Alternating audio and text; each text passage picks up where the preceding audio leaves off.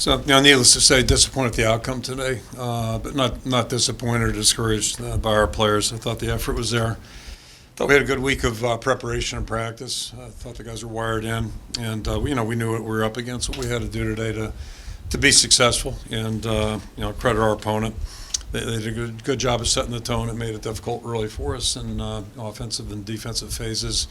Special teams maybe not as much, but they did a good job there. And as crazy as it may sound from where I stood, again, I thought our guys played hard, and I thought I saw some growth in our football team. So time will tell.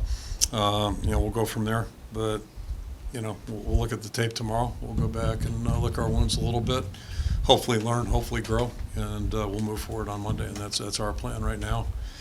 We've got a bye week coming up after this week. We've known that, and our request to our players is be focused on these six weeks, the 6-week block.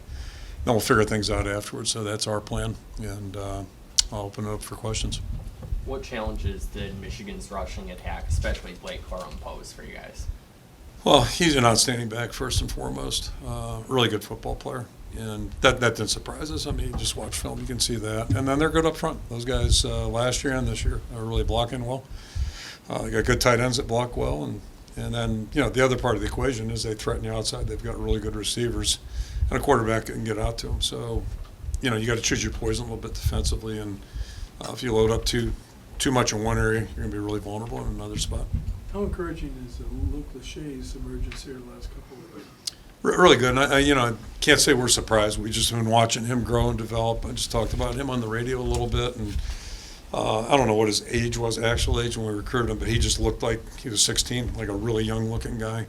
But a tremendous guy with a great work ethic and I think really good ability. So it's been fun to watch him grow, and he's playing really well. I think right now we have a chance to have a pretty good tandem with him and Sam out there. But to make those big plays today it gave us a spark, and it was great to see. And that'll help him and help our football team moving forward.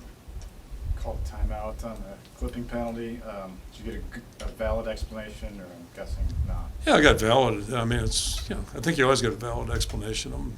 But I really flashback to 1994, 4 or 5. I can't remember. We were playing at Kansas City, and it got distracting, and it didn't help our cause at all. So I try not to get distracted by things. But today, to say it didn't impact the game a little bit, the way things went, I think that'd probably be naive. And the two things we've been pretty good at, even if we don't have a real good team, we're usually pretty good with ball security and takeaway margin. Typically, we do a good job. 09 being an exception there, and then, typically we're in the upper third penalty-wise, and I think we're somewhere in that neighborhood right now. So to have 6 major penalties, that's kind of uncharacteristic. Maybe we're just overwhelmed talent-wise, or maybe our guys are that sloppy. It just didn't feel that way from the sideline, and it is what it is. So but it impacted the game, and we weren't good enough to overcome that. But that call, I mean, I've had a problem with our being college football's interpretation of cut blocking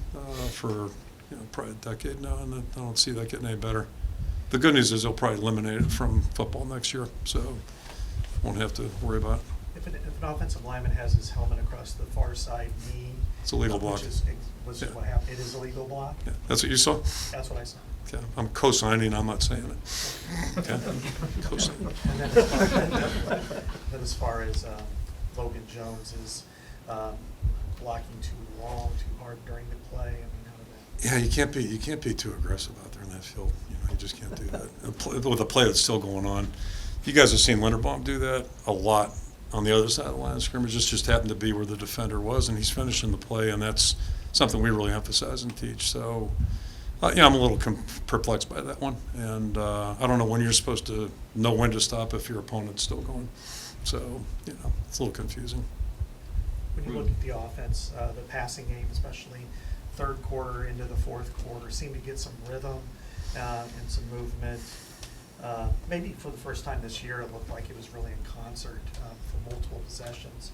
Are you encouraged by that, or do you feel like that's something you guys can build on? I am. For a couple of things, reasons. Talked about Sam and Luke. I think we have a chance now to have a pretty good tight end combination. Looks like Nico's back pretty close to full speed, which is helpful to have a veteran player out there. Arlen is doing some good things, and we'll keep moving him along, and hopefully Brody's benefiting from every rep he gets. So I am. And then the other component, I thought, up until that, I guess it was last possession, next to last possession, we pass blocked better today against a group that's pretty good. Those guys got some guys. So to me, that's encouraging. We had a meltdown on that last, I think we were 2 scores down, and I've been there before as a line coach. It's not much fun.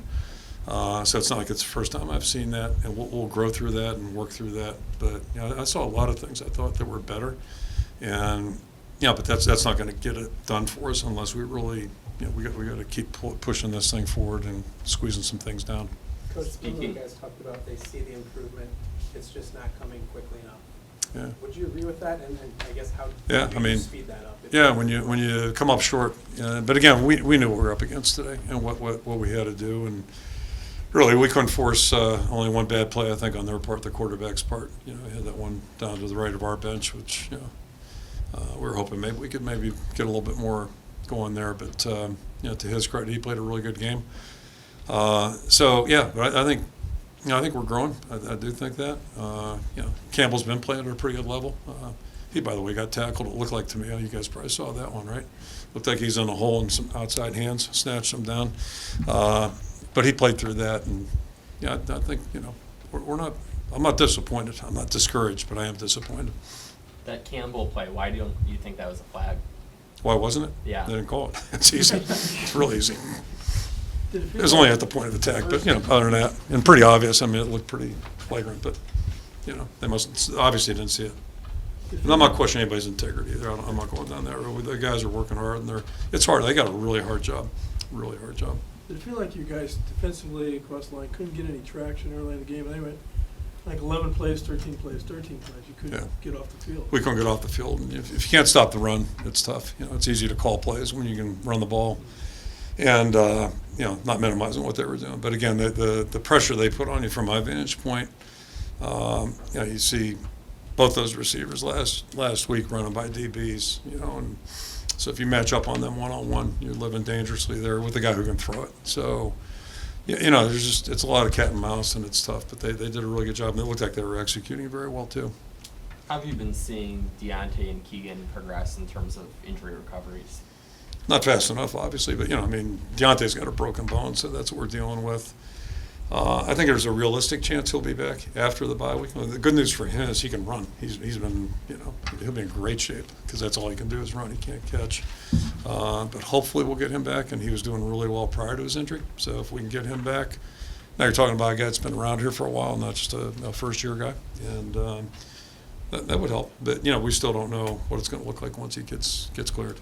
We're still talking about 7 points and 220 yards until the final possession.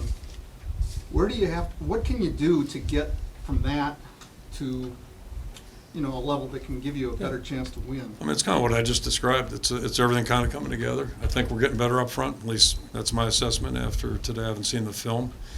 I think we got backs that are doing a pretty good job. I think we have 2 tight ends doing a pretty good job, and getting Nico back. All that stuff goes together. Just kind of like I'm describing Michigan. Part of the secret to the run game is that they got guys outside that you really have to respect, or it's like electrocution. I mean, it happens fast. Those kinds of things. So, we're a work in progress. I'm not discouraged by our guys. In fact, I'm encouraged by some of the things I'm seeing. But we're going to have to keep moving, and obviously have to get better. We're not going to win a game scoring 7 points. How do you see Deontay emerge as a capable person that defenses have to keep an eye out for? Every year it's what you have, and try to play towards those strengths. And we're talking about Michigan.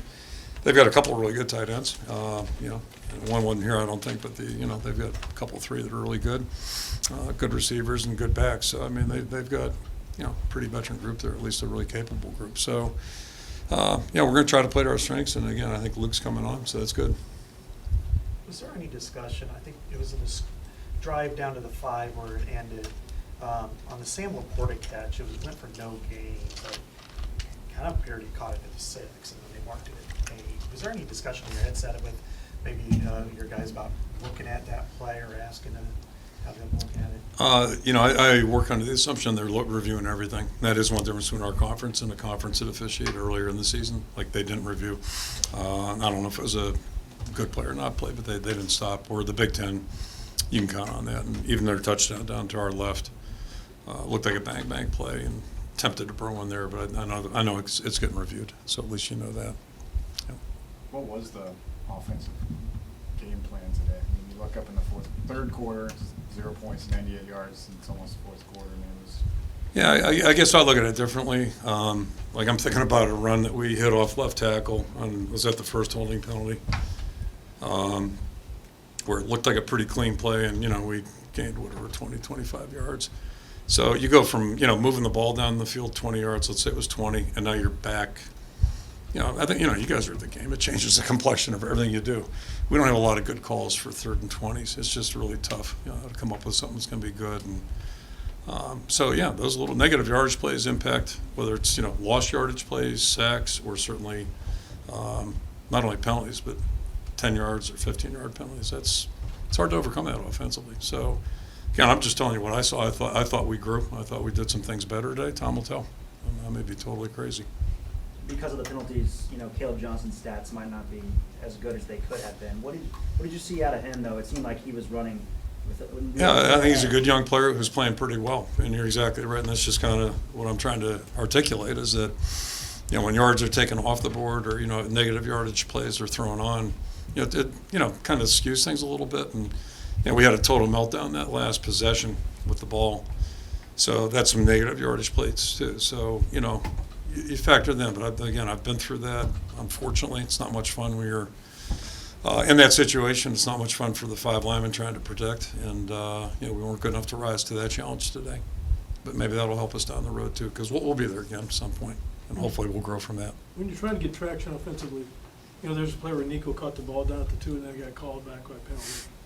You end up scoring. You overcome Yeah. that and score. Is that a growth moment there? Yeah, absolutely. And, 2 things there. I thought our guys played hard today and competed hard, and that's where everything starts. And then, we overcame some really tough situations. And I think that's just reflective of the kind of guys we're working with. So that gives me hope and optimism that, things will get better because they work hard. I'm seeing them every day show up in the building, good attitude and all those kinds of things. And it's never fast enough. It's never fast enough. That's just how it is. But they're working at it, and it'll come. It's going to come. Barring some crazy thing, who knows? So, but no, we're going to be all right. So, okay, thank you.